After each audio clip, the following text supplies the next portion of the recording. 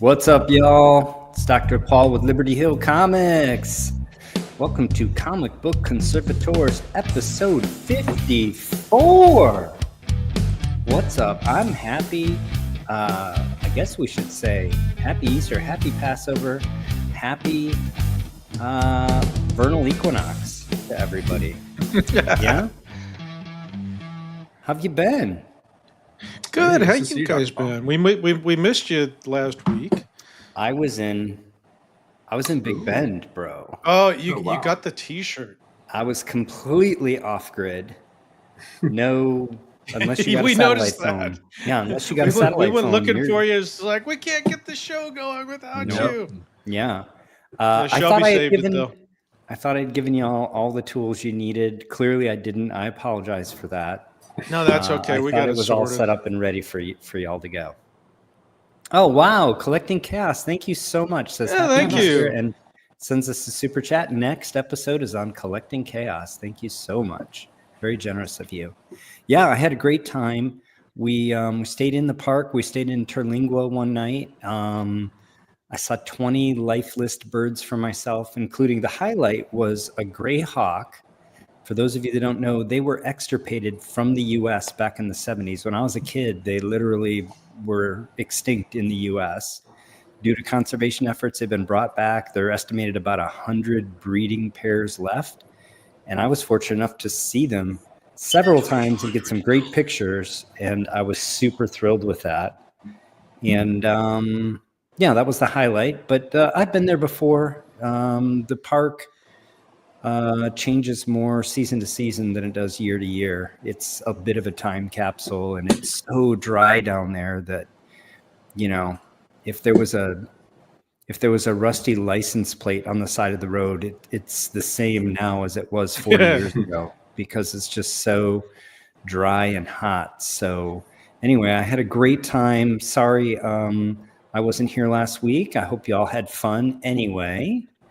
And we had fun without you. Yeah, we have an exciting show today, relatively on the short side, so people can get back to their families. And yeah, why don't we say hi, and we'll go around the horn real quick and tell us about your week and what's going on. Phil, why don't we start with you? How you doing, man? Oh man, just real quick. Thanks, Salesboy. Keep it moist. Yeah, Salesboy Comics. Check his channel out if you're not already. Please. And for those who want to hear it twice, moist, you know, this is music to some people. Hey, I'm doing great. Nice kind of relaxing Sunday. As always, drowning in comics. And as always, coming live from the border of Brooklyn and Queens here in New York City. And you can find me on Instagram at Phantom Restoration for the time being, and at this website, www.phantomrestoration.com. And I'm happy to be here with both you guys tonight. Awesome. Yeah. Great to see you, my man. Larry. Well, you're not in California. No, you're not. I am not in California. I am currently in Kowloon, just outside of Hong Kong. And I will be having to, unfortunately, leave the show a little bit early today because I have to go put on my my pilot costume, as my mom likes to call it, and fly back to the United States. So I'll be spending time with you guys for a little bit longer, but then I'm going to have to leave during this show. Yeah. Gotcha. Well, we'll enjoy you while we're here. Speaking of super chats, let's say real quick, this episode is brought to you ad-free by, I thought I put it in the comments here. There we go. Jason Adrift, check out his channel, Archivist Adrift, Don Carter, and the aforementioned Salesboy Comics. Thank you all. Let them know how much you appreciate watching this ad-free on this Easter Sunday. And I think I wanted to say one other thing. Oh, yeah, I kind of did. There's the professor. I kind of did want to say one other thing. You know, I hope that everybody has some financial security. I haven't been trading very much comics recently. I've been trading more options contracts than comic books. Phil saying he was drowning in comics triggered me on this. Yeah. I heard somebody say the other day that they checked their 401k and it was now a now a 301k. Yeah, do not look at your 401k right now. Yeah. Well, hopefully, like I said, it's all paper money. I de-risked my portfolio back in February, and I hope everybody is financially secure. I'll say that. It's we're here talking about our hobby and about how much we enjoy it. I'm very grateful for being able to enjoy the hobby. But you got to take care of the bills first. You got to make sure you got a roof over your head and food, and take care of your family and your loved ones. And so I hope everybody is not too stressed out in this environment. And I hope that they can, that they're financially secure and can continue to enjoy our favorite hobby. So I just wanted to put that out there. Just take a deep breath right now, people. Yeah, if you're fully invested, that's for darn sure. Let's say hi's to everybody. I got Hugo Danner. Hey, Mike, what's up? By the way, buddy, I got a few things coming to you. Something for your cat and something for you. It might rhyme with Ram. Robbie Josephs, what's up? Says, hi, everyone. How long does it take to become a proficient conservator? I'll let you know when I get there, Robbie. I'll let you know. Yeah, that's my answer. I'll let you know. All jokes aside, I think it depends a lot on your disposition. Do you have a background? Have you worked with your hands? Do you have a lot of patience? Do you have time? Do you have time? You can't rush this hobby. I honestly think if you already have a lot of those skills in your tool set, you can start doing the more entry level conservator type stuff immediately. I've said before, I'm not a gatekeeper. I think everybody should practice. I just recommend starting with some lower value books and practicing. And you'll find out really quickly whether or not you have the aptitude for this hobby. Hey, Silver Spidey, welcome. Rick Nestor, what's up, brother? Kaiten Lewib, hello, how are you? The professor's here. How you doing, Peter? Love to see you here. Vulu is one of our regulars. Welcome. As is Morris Devereaux. Welcome. Ben Stewart, the aforementioned Archivist Adrift, Jason, Travis Moriarty, welcome. Salesboy Comics, we've already mentioned. I was extinct in the U.S.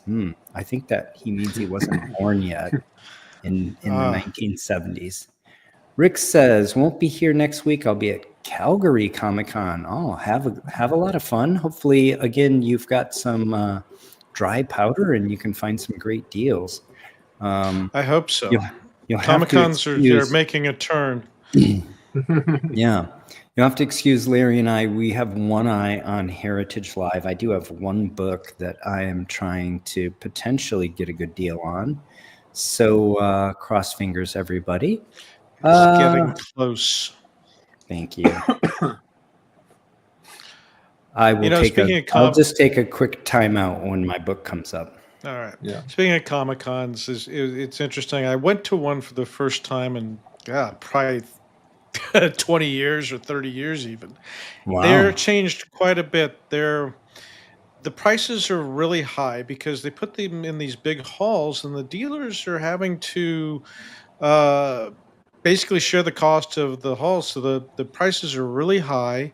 And I would say of all the things that I saw, maybe 1 in 30 booths was a comic dealer, and the rest of it was furries or cosplay or something like that. And it was really not an enjoyable experience. I would love to go to CES, but that wasn't in the cards for me. So I stopped going to traditional cons a while back, years ago, for those reasons. There's not enough comics there, and the comics that are there, I didn't find. If you find the smaller cons are okay. Sure. The big ones, the mega cons, just no. They can be good to network at, and there's oftentimes a lot of like prearranged deals that are going on and stuff like that. So it kind of depends on what you're trying to get out of it. But Larry, you're totally right. Like the dealers are almost kind of forced to not really give away stuff. But there is that one caveat where if it's like a 3-day con, that third day dealers are much more willing to negotiate on books because anything they don't have to pack up and take with them is Sure. Exactly. They like to get rid of. Yeah. But yeah, I was kind of disappointed. There was like not really any deals to be had because it was just so overpriced. Yeah. Yeah. Well, that's why we love Collector Summit. I'm actually committed to going to HeroCon, so I'm kind of looking forward to that. I heard that's one of the last old school cons. We'll find out. The list of creators there is incredible. So When is Where that again? where and It's when? in Charlottesville, right? just Charlotte. Yeah, Oh, Charlotte, North Carolina, and it's in June. Oh, okay. Yeah. Let's continue our roundup here. Let's see. Pluck My Last Nerve is here. Welcome. Hugo says he saw a red-tailed hawk in the yards. Awesome. Love red-tailed hawks. Let's see. Ben Stewart says, I'm excited. Welcome, Ben. I'm excited about bald eagles and fisher cats moving back into my area. Apex predators are a good sign for a healthy ecosystem. Totally awesome. When I was a kid, you couldn't see a bald eagle. They were just, unless you were in Alaska. And now, I think pretty much all 50 states, any time of year, if you're committed, you can go out and find one. It's pretty cool. Conservation does work. Yeah, I've got them up at my cabin in Northern California. We've got golden eagles and bald eagles, which is really nice to see. Golden eagles. Yeah, we see bald eagles quite often. We were actually on the lookout for golden eagles in Big Bend. We didn't see one this time, but they're there. So much bigger than a bald eagle. They're big. The first time I saw one, I said, well, how do you know if it's a golden eagle? And somebody said, does it look like an airplane coming in? I said, it kind of does. And they said, that's a golden eagle. Yeah. Yeah, they're big. They are big, yeah. Gorilla Monkey 3000, welcome.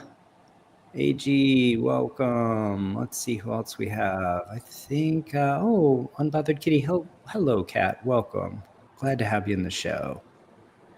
Are you artistic, Salesboy says, or artists, and are you able to watch 4 hours of videos for 2 months straight? There you go. That's an answer to the question, how long does it take to become proficient? Yeah. Let's see what else we say. Collecting Cast says, I plugged your book Wednesday night on my live stream. Thank you so much for doing that. Very kind of you. Very kind of you. And Ben Stewart says Harley Yee was on Selling Superman. Oh, yeah, the movie. Yeah, it's great. I wonder how many people saw Selling Superman? I have not seen it. Did you enjoy it? I didn't a see lot. it. I don't watch a lot of TV. And I'll say this too. I'm not caught up on anybody's channel. I've been out for a week. If you did something amazing on your channel in the last 2 weeks, I missed it because I've been busy between trying to keep my 401k's head above water and my trip. I've been pretty much checked out from conservation. So, Jim, you're not at all fashionably late. You're here just in time for the A segment. Heck yeah. All right. That's my wake up. I thought that was the new music for the A segment. No, that's Larry. Get in the shower, put on your uniform, and go to work. Oh boy! All right. Well, I like this book. Let's get started. I'm not a huge fan of the timelies. People know that. Partially because I feel like they're unreadable. A, and then B, they're so expensive. And that said, the more I looked into this book, the more this book has going for it. Man, it's got a lot going for it. What a book, huh? Yeah. Yep. Let's jump right into it. So this is a Conserved 5.0. Let's see. I apologize. I'm keeping one eye on Heritage here. Captain America Comics #3. So here's the stuff that I put that I thought were highlights for this book.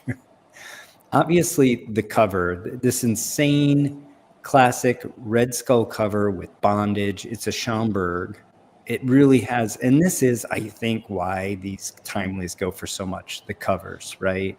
Mm-hmm. It's a Schomburg bondage. You can't.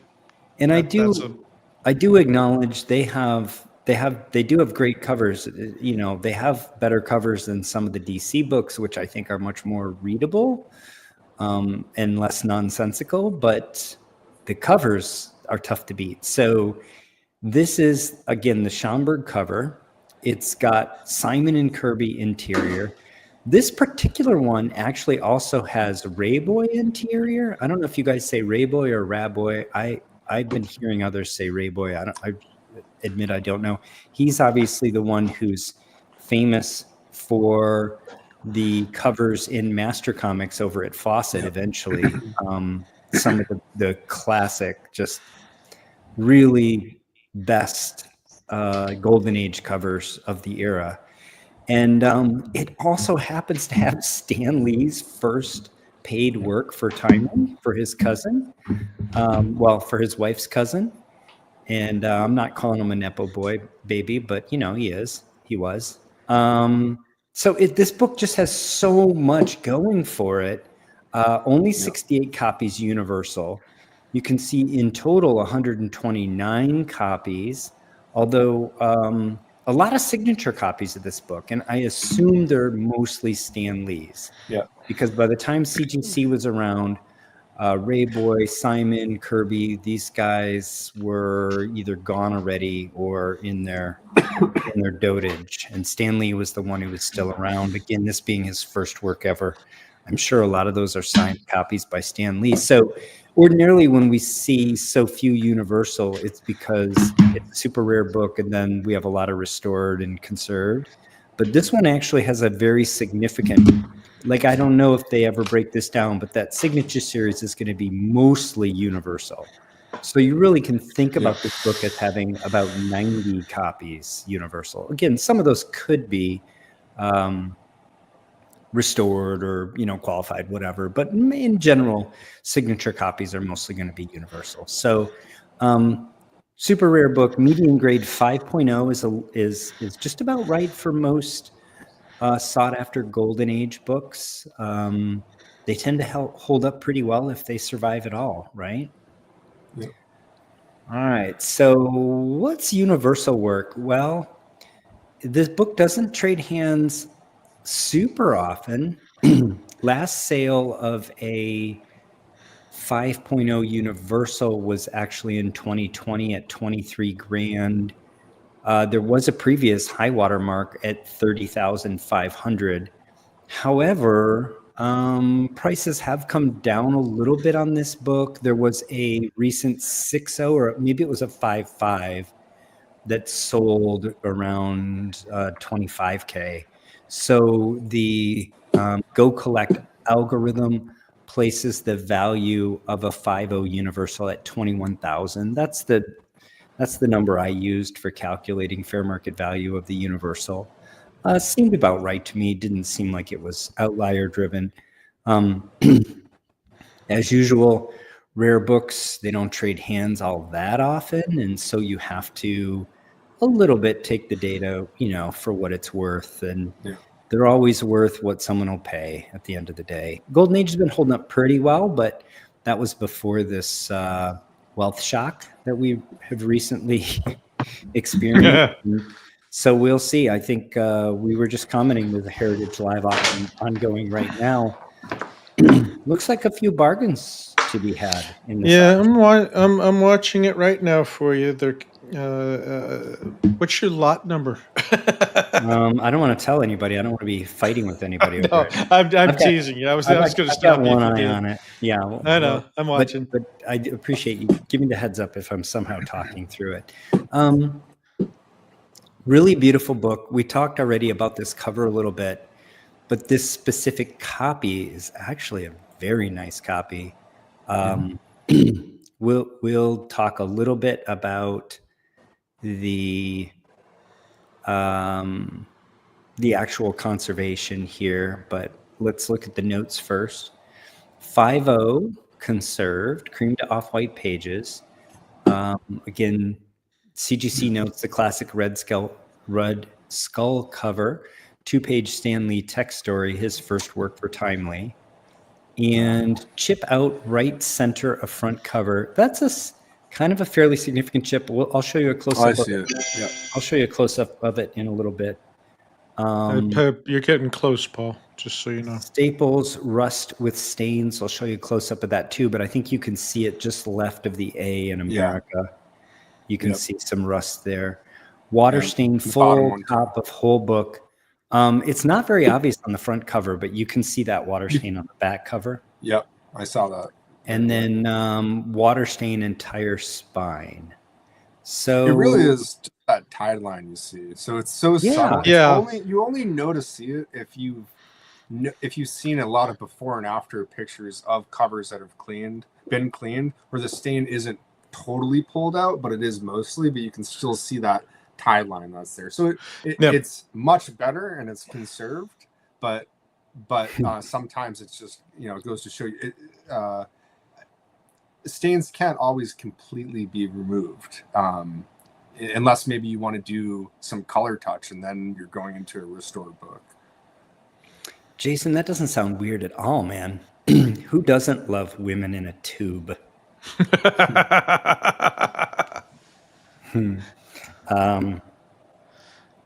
Jason also says, anyone ever experienced color bleed on a cover wrap while applying seals? Happened to me in a Jungle Comics I'm working on right now. Thought it would happen in the bath, but didn't. Hey, Paul, Jungle Comics.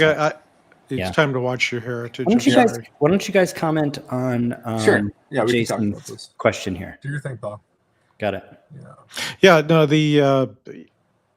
anyone experienced color bleed on a wrap while applying a seal? Can you happen to me? Elaborate what you're kind of going through? Probably a tear seal, probably a wet tear seal, right? So you're just saying directly like you're doing a tear seal.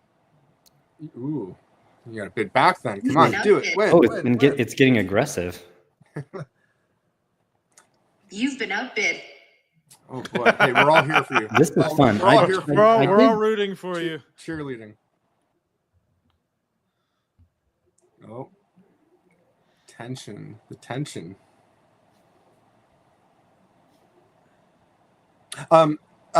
Jason, the more I think about this, the more I would assume if you thought that there would be some color bleed in the bath and there wasn't, it could have just been because the duration of the bath wasn't long enough to start pulling the color out. But then once you do the tear seal, the moisture from the wheat paste or methylcellulose that you're using is pulling it out because the sizing of the paper has been compromised in a way. So I would say, although, see, it's tough because my normal answer to this would be to use some methylcellulose to then resize the cover. So I wouldn't normally encounter any color bleed while doing that, but that's what you would be using to maybe mending anyway. So I'm still a little I'm not sure how this is happening. Well, what my thought on this is if the color is coming out, the sizing is what you use to bond the ink, the color ink to the paper. And once the sizing is out, there's really no glue holding your ink to the paper, and it starts to bleed away. So that's I'm gonna have to leave you guys here shortly and get ready. Yeah. But that's my thought. There's just no sizing left in it, and that you're doing the tear seal on a page with no sizing. You are going to run the risk of it flowing out. So what I would do in a case like that, if it's a cover or even a wrap, is I would go ahead and do a full clean, get all the dirt out, and then do just a spot repair. Just wet the area you're going to work on and pin it down, and that way you're not going to get any tie lines because there's no dirt in the page because you've already cleaned it out from the previous bath. But that's also how I would attack it. Prior to mending too, just take 2 sheets of silicone release paper on either side, and as long as you're not really disturbing the paper, take a big brush and dip it in your methylcellulose and then kind of squeegee the side out so it's not chunky on there, and then do a bunch of strips of methylcellulose so you're just covering it. You're not introducing a ton, and then you take your tacking iron on a very low setting, and then you just keep going over the whole area, and you're introducing the the sizing back into the paper. So then you can do the mending. And I mean, part of the mending might, if it's already a lap tear, mend just by adding the methylcellulose. But if not, then you can add your mending tissue. But you are protecting the paper then prior to anything. That's what I would. That's Yeah. what I think about I'll reinforce, but give just slightly different recommendation here. I think I've had Jungle Comics specifically bleed. The inks on there, I think, want to bleed. They'll bleed through the paper. Yeah. They bleed a lot on those Jungle Comics. I think what Phil's saying is spot on. You want to basically, I would just use some different terminology. You want to basically seal it before you do the mending, exactly. the tear mending. And I would do exactly with what that. Phil is suggesting. Personally, I have found I water my methylcellulose down something like 1 to 3 or 1 parts in 4, something like that. And I tried what Phil just recommended, because he recommended it to me with the tacking iron. I ran into some issues. I let mine air dry. So you might try that as well. But definitely, I think, and the way I think of it is sealing. Seal it. After you've washed it, seal it, then do the mending. We have seen both Larry and I, with mending with either methylcellulose or wheat paste, a slight darkening of the paper. Yes. That can happen. Yeah. And if you seal it first, you don't get that. So that's my recommendation. All right. Okay, guys, I'm going to have to say goodbye to everybody. I've got to actually go put on my uniform and go to work. So Thanks, Captain. Appreciate good checking in with you guys. And I'll see you. Happy thanks. I'll see you guys. Happy everything. Thanks. I'll see you next week. All right. All right. See you guys. Bye. Take it easy, Larry. Bye. All right. Let's see. Next slide. Look how nice this is, though. So there's that little piece out over on the A on the right. That really is the most obvious defect, and even that's not bad. I feel like I recognize this book. I feel like I recognized it before it got the work done on it, because I swear I remember seeing one of these that had rusted bull staples, and maybe it was a 4.0 Universal. I'm just taking a stab at a guess. Or maybe the person's like, Phil, you're totally wrong. This has been raw in my collection. The work is done. And I don't know what I'm talking about, but I'm not sure. It's a nice book either way. It's beautiful. I did not look up the history in terms of see if I could find, because this does have a couple of telltale provenance marks, right? It's got that little piece out on the right. It's got some rust on the staple. It also has this penciled X in between the A and the M in America. Looks like maybe a P too, but I either think way, it could be it could be a P with the well, let's call it a P. I think you're right. I think it's a cursive P, a large cursive capital P. I'm biased with that, because when I see that, I'm like, I want it to be a P. I think the first time I saw it, I thought it was a P. It gave me a P impression, and just right now, looking at it this size, it gives me an X impression. But certainly, I can see what you're saying too. Yeah. So anyway, it's got some provenance marks. You may be able to find this one in some previous auction results. The bottom half of the front cover, again, just some mild rust on the staple. What a cover. Yep. Double bonded, girl it's into. It's kind of crazy that the rust, I feel like oftentimes when you see rust, when you know it was that severe on the staple, you see more rust migration. So this is kind of an interesting case of maybe it got wet, but for a very short duration, but still long enough to get it all rusty, but it didn't. I think that has to be true. There's no mold. There's no bleeding of the inks in a severe way. It's actually, to me, it's one of Schomburg's more beautiful covers. If you take it all in, and this is a beautifully rendered cap. I really, like I said, people know I'm not a huge fan, but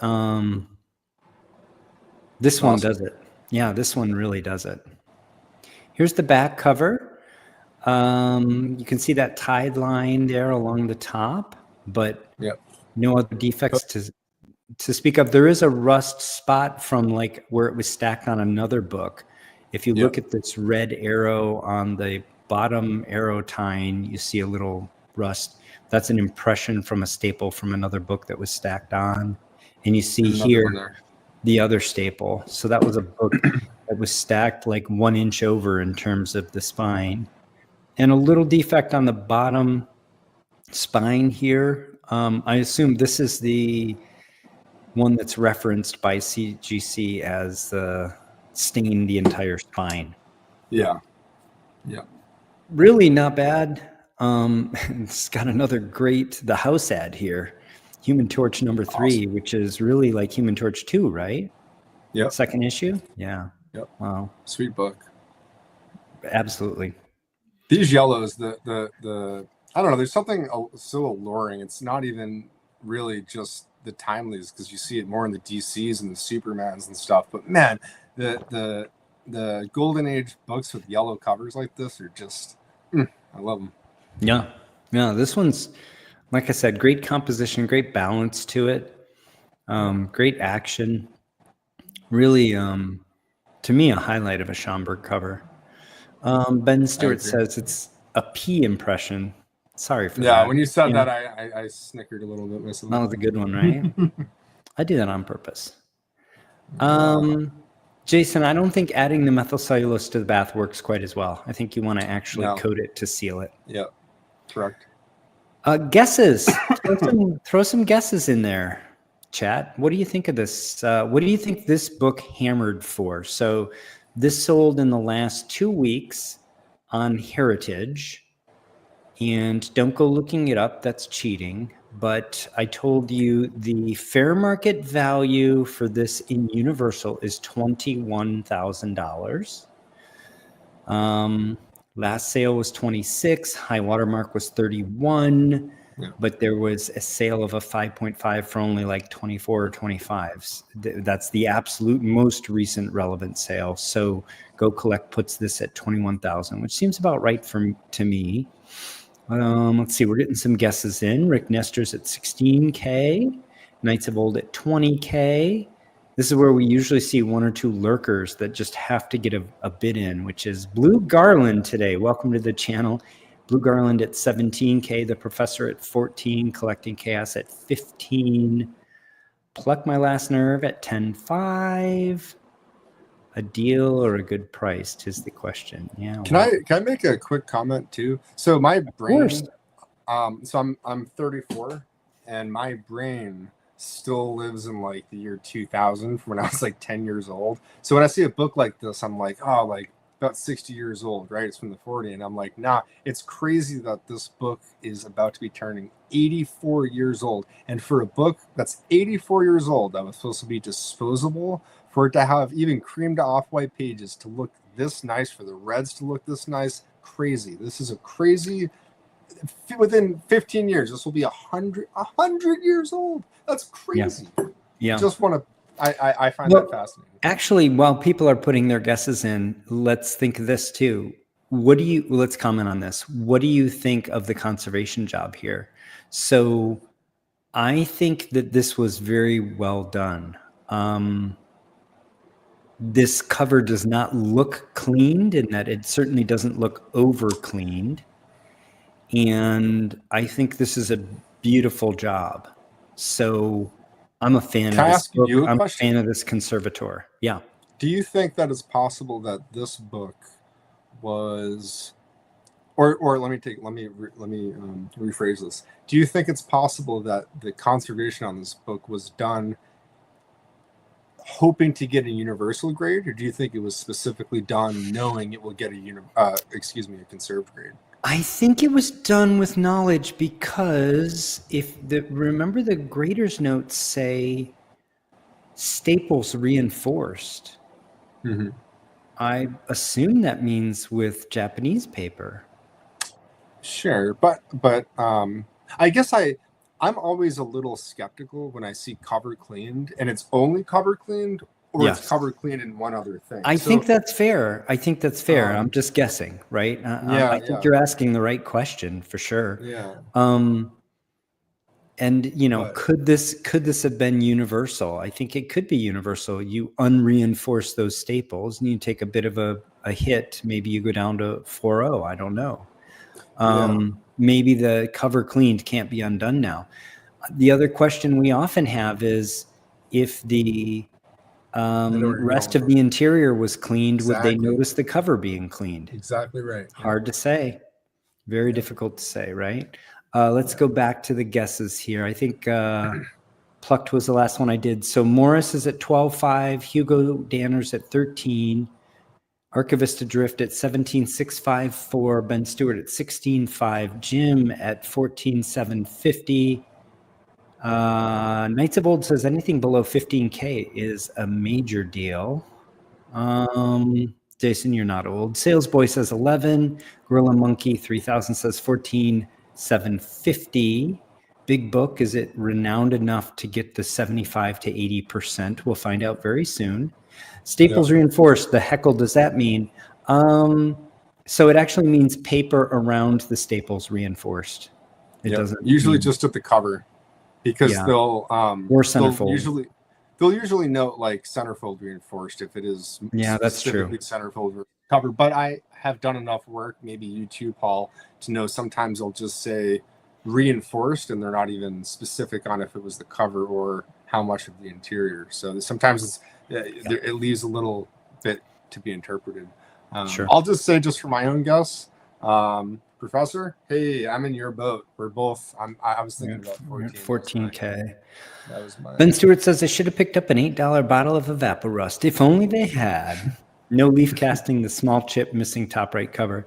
You know, if you're going to get a conserved grade anyway, you may as well. It makes sense. Yeah, exactly. Yeah. All right, ready for the reveal?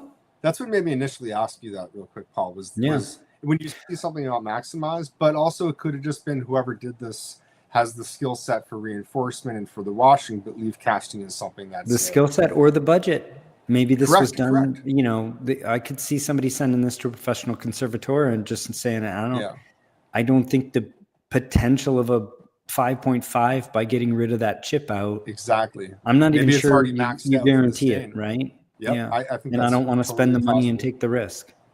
All right, exactly. Here we go. 12.6 with the buyer's premium on Heritage in the last 10 days. This book sold for. I don't know who the winner is. I think Maurice. It's funny. I almost. Morris has got to. It's got to be the winner. Conservation No Prize, which we salute you and say congratulations on it. Absolutely. Well, I think that's a pretty good deal. 60% of the universal value. It fits in line with what we typically see conserved books going for to the universal counterparts. So I think it's pretty good. Yeah. I will say, in fairness, I try not. I cherry pick cool books. I try not to cherry pick books that have sold for a huge percentage of universal. There were some other books that sold in the last 2 weeks that went for lower percentages of universal than this 60%. So I think the market is still trying to find the correct value for a conserved book. I don't think that. Can I ask one question? The market has figured that out yet. Yeah. Were those books that you saw Silver Age books? There were a couple of Golden Age books that sold. Well, here's one thing, and we've pointed this out before. There was actually a Golden Age Timely that was a 9.0 conserved, and it sold for a fraction of what a 9.0 universal would have sold for. And again, just like with restored, there's price compression at the top. You know, if in the low grades, you might get a quarter of the value of a universal book when it's restored. But at the very top tier, sometimes it's 10%, you know. I mean, my copy of All-Star Comics number 8 is a restored 9.0. I paid 10% of what I would pay for that book, probably, maybe even less than what I would have paid for that book if it was universal, right? So that was one of them. Silver Age is funny because we just featured that a Silver Age book 2 weeks ago that went for 67%. But I do think in general, conserved, just because of the volume of Silver Age books that are out there, people are like, I can wait and get another copy. I can wait. Maybe Yeah, for there's Golden Age. there's I can find a universal, or I'll downgrade to a lower grade, but I'll get a universal book, and there's lots of them out there. So anyway, I hope everybody enjoyed that. I thought that was fun. Welcome, Kilted Corgi. I don't recall seeing your name here before. Glad to have you on the show. So Phil, you have a segment for us, and I'm excited about it. You know what's right funny? Up my alley. Oh, nice. I figured it was actually. I know how you like your. Well, I guess no secret now.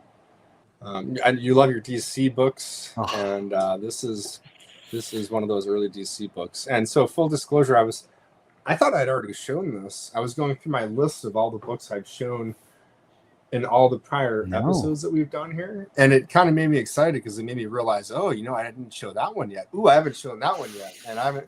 So this one I did back in 2022, so it's been like 2.5 years, maybe almost 3 years.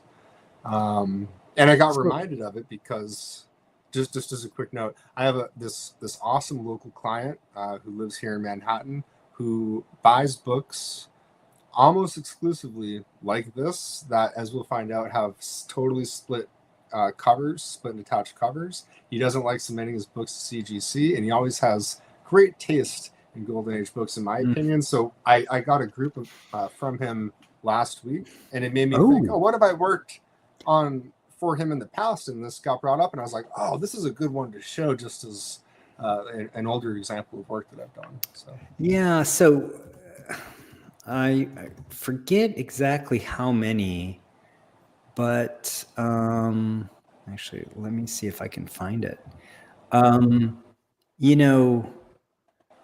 feel like the Spectre only has like maybe 10 Golden Age covers for More Fun.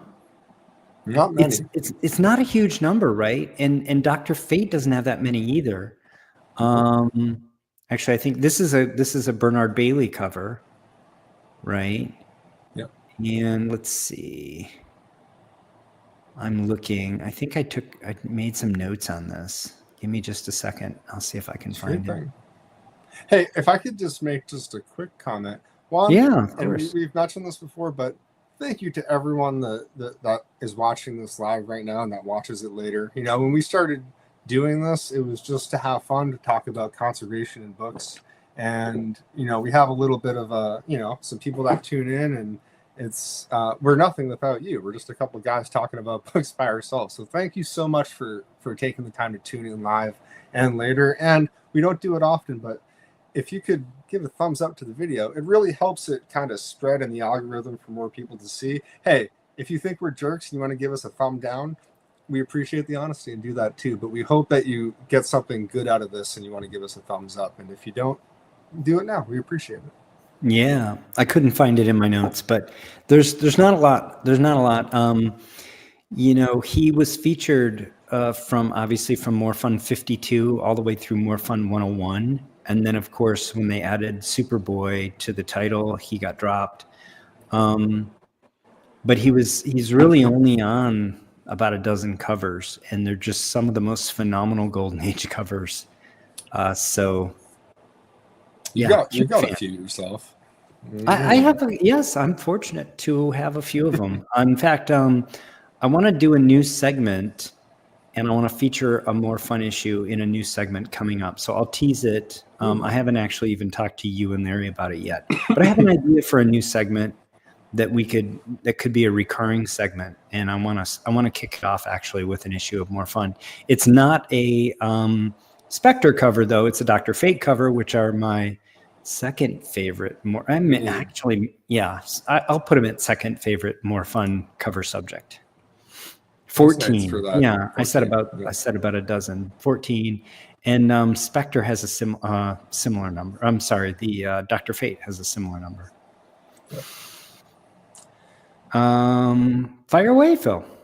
All righty, let's jump right into this classic conservation treatment on this More Fun 59. So I usually just show pictures, but I'm trying to be a little bit more, involved and give a little information too. Just just to not make assumptions. So we know this book, me and Paul know this book, but some of the viewers may not know it specifically. So it was published by DC in September of 1940, making this coming up on 85 years old. So no joke. Only a year older, really, than that cap that we just saw.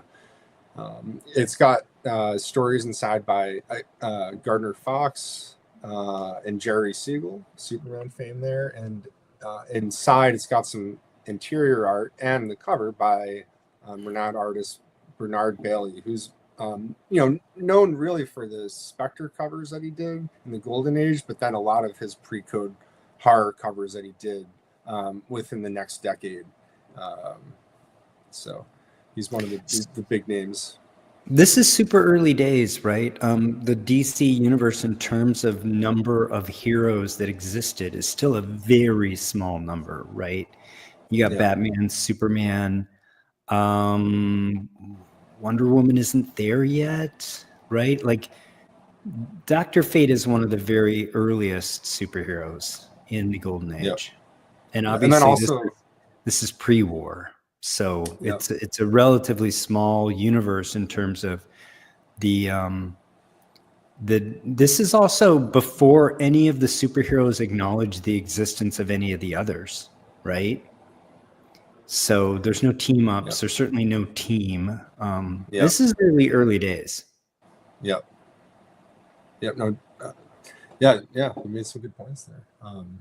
And then I just for relative scarcity too, I do just want to include, and again, this is just take with a grain of salt. Not all copies of this are graded, but a good amount are, and by CGC. So currently on the census, there's only 52 total copies of this graded. That's not, you can find copies, but this isn't a copy of Amazing Spider-Man 1 with thousands of copies graded. This is a different case entirely. Absolutely. Let's highlight a few of these stats. I think they're fun. I don't know if anybody else does. So Knights of Old dug this up for us. 14 Spectre covers, only 11 Dr. Fate covers. So that would just be great to just seek out those 25 covers, right? Like, for me, if that's all I had of more fun, I would die happy, right? Because there's some insanely good, just some of the best Golden Age covers out there. And a lot of them are Bernard Bailey. Knights of Old also says only 6 cool full mask Dr. Fate covers. Hey, I'll take them both. I'm not discriminatory, but the full mask is the coolest. Go ahead. That's cool. All right. So, and then just one note about this copy, and I mentioned it before, but this copy had a split and detached cover with tears, stains. It was dirty, never pressed, and more specifically, too, the biggest defect, it had to chew through the entire bottom left of the entire book. So a little bit more prominently there. It definitely could have been worse. You can imagine looking at the back cover there. There could be a far more paper missing, and I'll show a more detailed close-up where you can see it's almost all there, right? That's the most important thing. Is there's very little of it missing, and what is missing is on the back cover, right? Yeah, or just within the margin of the margin of the interior pages. So it's not like there's any story pieces missing, really. For all intents and purposes, it's a significant defect, but man, when you look at this book and it's got problems, it certainly still retains a lot of eye appeal, and that's what we like to see, and what my client saw the potential in this book, getting it, knowing, hey, I'm going to get some work done on this, because he's one of the people that likes to flip through his books. And as this book sat here, there wasn't really flipping through it unless you wanted to start causing unnecessary damage. Sure. While you transition to the next slide, Ben Stewart said, did we like Pierce Brosnan's portrayal of Dr. Fate? I did. I wanted a bigger role, and I wanted him to be facing a bigger, he's so powerful. You have to come at him with something really huge in general, I think. Sort of like one of the issues you have with Superman, right? But go ahead. Okay, so here's a more of a close-up. You can kind of see what I was talking about there. Whatever the bug or mouse or whatever it was that was chewing on that really kind of hit the whole corner of this. Looks like rodent chew. But what they No, I didn't could see get- it. Yeah, it could be something else though. Yeah, it could be bugs. I specifically just said chew because sometimes I think if I really looked at it microscopically, you should say, oh, this is how bugs eat it. This is how it probably was bugs, kind of seeing how. But whatever, that's Sure. kind of Yeah. not totally.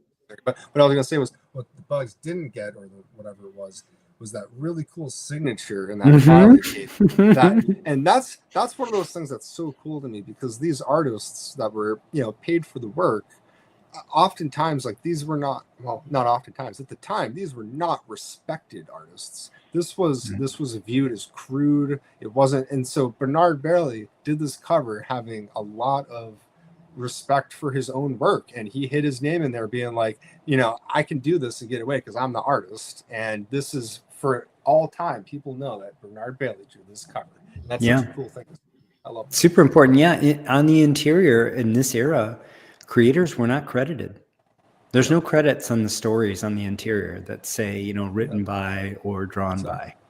And most famously, as much as of a fan of early Batman as I am, like, Bob Kane was a glaring example of someone that kind of took it upon himself to exploit that, because he was able to just, with DC and his legal contract with them, Bob Kane's signature was at the bottom of every drawing of Batman. But that didn't mean he drew it. He had a ton of ghost artists, and all those guys initially didn't really get the credit, but over time people were able to look through and say, hey, this is a trademark of this guy that was drawing it. This is a trademark. So we can go back now and look, but at the time, those artists were just paid the bill, and they didn't get any respect, really. Bob Kane was like, this is mine. Yeah, literally takes forensically looking at the art to figure that sort of stuff out. I did see somebody, speaking of, there was a piece of original art that sold recently for hundreds of thousands of dollars. And the original artist reposted it and made the comment like, I was paid $200 to do this. I wonder if they're salty. I mean, it sort of felt like it. Yeah. Understand. It's a reality of being an artist. Yeah. Hey, it's so different now. Less true today, certainly. Much less true today. Although still the majority of artists are working for peanuts today too. But there is also just for those. I'll just make this quick note, just because I think it's kind of remarkable in today's world. I collect a lot of original art. I got pieces framed on my wall and everything. And for those not in the know, Nick Dragotta, who's the current artist on Absolute Batman, his art rep, Felix Comic Art, is one of those guys who's like making that respect in the name for the artist. So Ryan Otley of Invincibles under him too. And I mean, they were getting like 6 figures for the art to the first few issues, like for all of the issues before it was even coming out. So that is such a stark contrast from these guys back in the day getting paid $5 to draw the cover and then being like, okay, cool, thanks. And there's so true. There's a huge recency bias to it as well. Like if you sell it when the book is fresh, you tend to get a lot more money for the art. In the Magic the Gathering world, this is also true, where pieces from the current set go for so much money now that a lot of artists that were working fully digital have come back to real media. Incentivized. So that they can pick up another $5 to $10 grand. And in some cases, if the piece that they got commissioned to do becomes the card, even like 50 grand. So yeah, absolutely. It's a different world. I did win that auction, by the way. Thank you for those of you that were rooting for me. It was right at my cap, but I'm very happy to pay my cap. Yeah, thank you. I'll show it off later. I was going to say, I'm sure you'll reveal it at a later time. So looking forward to seeing what that is. Here's just a full interior front and back shot. After I'd really just taken the front and back covers off of the book again, they were split and detached. Thankfully, some kid didn't reattach them with tape or anything, making this job even more complicated. But also, just looking at the comments, just to make a note of this is one of those instances where if you were to, I did this years ago, so this is before I was doing any leaf casting myself. But then there's also still the consideration where even today, where more people are leaf casting, and you see a book like this, and someone in the comments mentioned too that a 7.0 right now is for sale, a universal for $7,000 on eBay.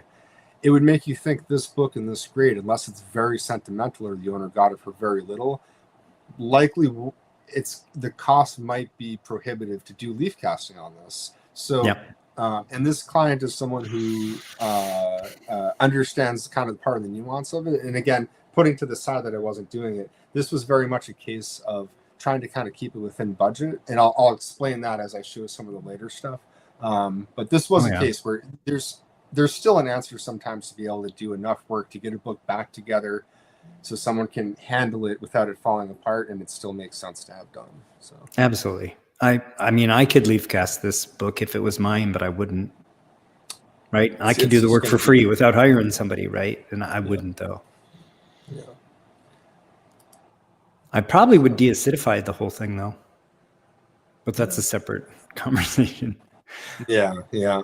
I think now, actually, I probably would deacidify this too for the client, especially knowing that they have more of a purist mindset where they aren't bothered so much by CGC and they do like the preservation aspect. So I guess really, as long as it's not cost prohibitive, then it would make more sense here too to maybe lessen some of the stains on the front cover and that back cover area. Yeah. So as it was though, this was just a case of just really resealing the spine and doing traditional piece fill at the bottom there and that large piece missing, and then I'll show some other kind of minor piece fills on the interior and what I figured to be a good solution for this book while keeping it in budget. So yeah, I nice. wish I had more comprehensive photos. At least I have these, but I was a little bummed I didn't have more photos of this.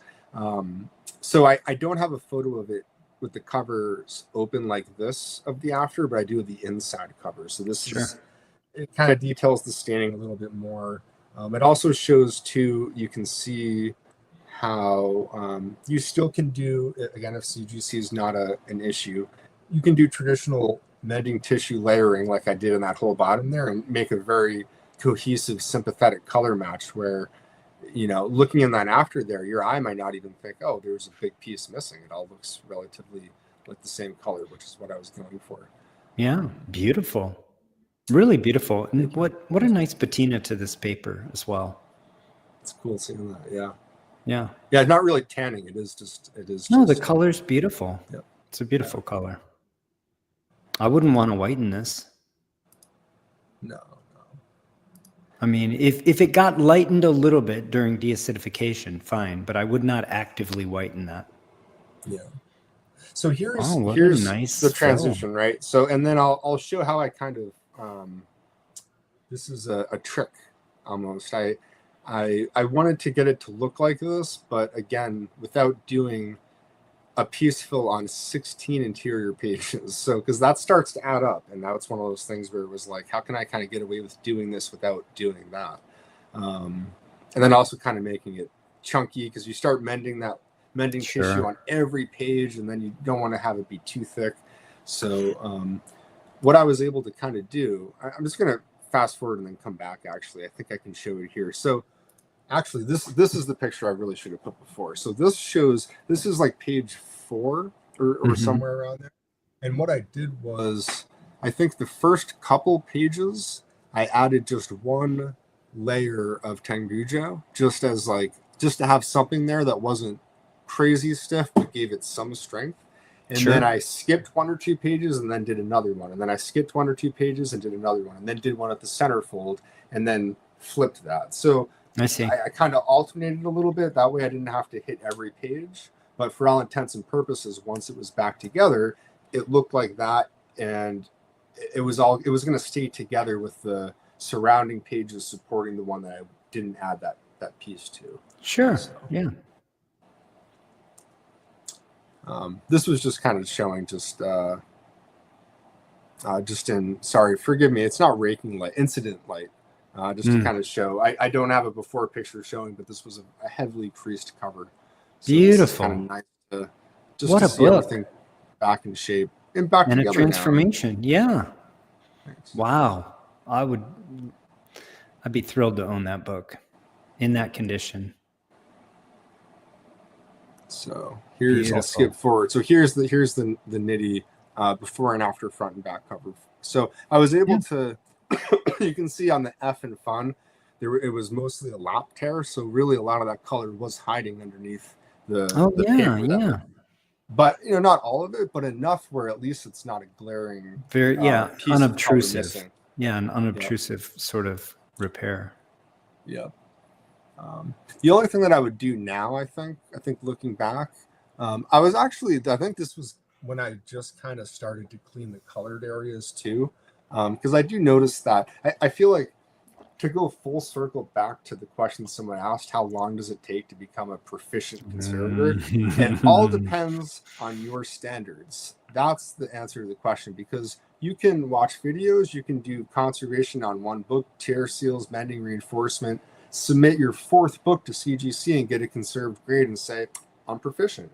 But then maybe you work on a book a year later and you look at it and say, hey, why didn't I do this on books a year ago? And then you're like, I don't think my work a year ago was good. This is proficient now. And then maybe a year later, you'll say the same thing. So it's a constant evolution. And I look at books I worked on early on and realized I was scared to dry clean the color areas. And then when I saw Kenny Sanderson doing it on Instagram, this would have been years ago now. And I was like, hey, there is a safe way to do this. Yeah. And I probably would have cleaned this up a little bit more than it is now, but all in all, I'm pretty happy. And you cleaned it up quite a bit. I mean, look at the yellow underneath the lamp, immediately under the lamp, right? I mean, that's a lot brighter.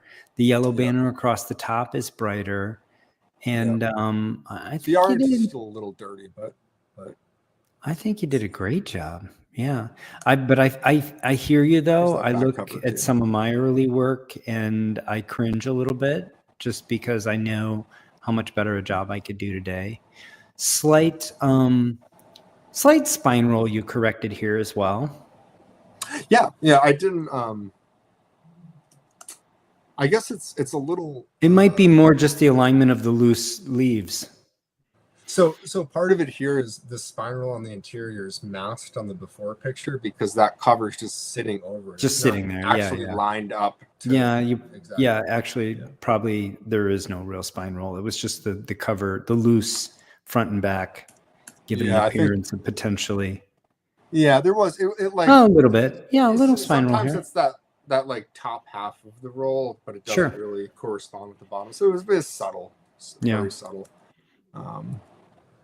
What a great early book. People don't realize how early More Fun is. I mean, More Fun is in 59 issues. I mean, More Fun goes back further than Action, right? Yeah. It's even though it's on issue 59, this is like really early. Yeah, exactly. Because some of those first issues of More Fun you don't see because they're like larger than magazine size. They're tabloid. Yeah, they're huge, right? And they're in awful condition because storage of comics even was tough before bags and boards, let alone something like that the whole top edge is always going to get chipped. It's the size of a magazine of a newspaper. Yeah. One thing I do want to notice, and I as a human being, I always look at my maybe the work came out good, but I'm like, all I see is that mistake I made. It's all I see, So when I first finished this, all I could see was that gap on the front cover on that right, where it lines up with the interior, and how it really should have been pushed over about 1/16 of an inch, because when I reinserted the staples, I inserted them about 1/16 of an inch to the left instead of to the right. And that's how you get that, because if you look at the back, it's totally flush. So really it's because of how I reinserted the staples. You would have liked that split perfectly in terms of negligible, really. Like, it's not something you get deducted, but it is something where I see it. I'm like, it could have technically been better. And it's we're perfectionists. Yeah. Beautiful job, though. Bravo. Thank you, sir. Congratulations to the owner of this book on such a beautiful addition to the collection. It's still in his collection, as far as I know. He's one of those That's so private cool. black hole collectors. Yeah. So thanks for the kind words, and thanks everyone for looking. It was just a kind of an older book that came through my hands. Yeah, I am fortunate to have a few more funds, a couple of those Dr. Fate covers, a couple of those. One really big one, actually. And in fact, I will show that in an upcoming episode too, because it's part of my idea for a new ongoing segment. Yeah, a lot of comments about the house ad, and I noticed that house ad for Detective showed the really early version of Batman, where the way he was rendered really only for the first 3 issues or so. Right there, right? With the way his cowl comes up. I mean, he was not rendered that way for very long. Again, this just shows you how early days this is. Sandman wasn't getting cover features very early into the golden age either. By wartime, he was done with his cover features, as was the Spectre, more or less. So very early days, yeah. And All-American, that's got to be also one of the first, that's just a month or two after Green Lantern's first appearance, I would guess. Not having it all memorized, but I think that was in the spring, so yeah, that makes sense. Wow. Well, folks, that's what we have for you for the show today. Really appreciate everybody joining us, taking a moment away from their family, and visiting us on this day, which many people celebrate for all kinds of reasons. Glad to see you, Phil. It's nice to hang out. It's nice to see you too. I missed you guys last week, and so I'm glad to be here this week. And let's thank again. Sorry, but I thought the same thing.